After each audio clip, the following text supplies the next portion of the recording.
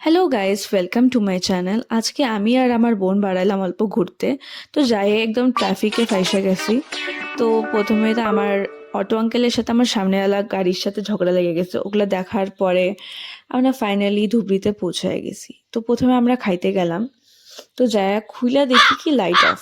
একদম আমার জীবনের মতন গাইস, মানে কাবি খুশি কাবি গম লাইটও এসে পড়ছিল। তো আমার বোন তো ভাই ভয় পাইতেছিল যে ভাই যদি আটকে যায় তাহলে আমরা কি করব। আমি বললাম কিছু হবে না বোন, আমি আসি।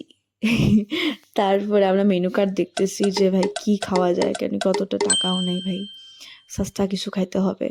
তারপরে বোনকে বলতেছিলাম যে দেখ, পুরো রেস্টুরেন্টটা তোর জন্যই বুক করা হয়েছে, কেউ নাইকা দেখ। তো তারপরে প্রথমে আমরা মোমো খাইলাম, কারণ কি আমার মোমো খুব পছন্দ। তারপরে খাইলাম আমরা পাস্তাটা মোটামুটি ছিল। আমরা খালি পাস্তাটা টুকে টুকে খাইছি, বাকি সব কিছু ফালাইয়া দিছি গাইস, দেখতেই পারো। তারপরে কয়টা ফটো ওঠার পরে ভাবলাম যে অল্প হাইটা আসি, কেন কি অনেক খায়া ফেলাইছি। তারপরে এদিকে আমরা দুজন অনেক নাটক করার পরে যাচ্ছি পার্কে। আর এই সাইডে মেলা কেন কি হচ্ছে, আর আমরা যাব এই সাইডে পার্কে। আর পার্কটা একদমই খালি ছিল।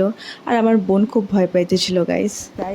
দিশা খুব ভয় পাচ্ছে না, বাট আমি বললাম যে ভয় পাওয়ার কিছু নেই, চল এদিক থেকে আমরা এখন যাবো। গা এই দিকটা যদি অন্ধকার ওই ভয়ে ঘাইমে গেছে গাইস। আরে কি এটা বন্ধ তো, আর অন্ধকার থাকলে যাবো না।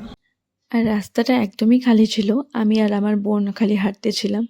আর বোন খুব ভয়ও পাইতেছিল আমার। তারপর আমি বললাম ভাই চল বাড়িতে, অনেকটাই লেট হয়ে গেছি। তো ভয় পাচ্ছিলাম বাড়িতে যা বকা না খালি হইলো। তারপরে ফাইনালি আমরা গৌরীপুরে পৌঁছায় গেলাম। তারপরে আমি আমার মা বাবার সাথে গেলাম অল্প বিহু দেখতে। অনেক বছর পরে আসলাম বিহু দেখতে, আসা হয় না আমার অতটা বিহু দেখতে। আর অনেকটাই ভাল লাগলো ডান্সগুলো দেখে। আজকের দিনটা আমার এইভাবেই গেল। দেখা হচ্ছে তোমাদের সাথে পরের ব্লগে। Bye bye.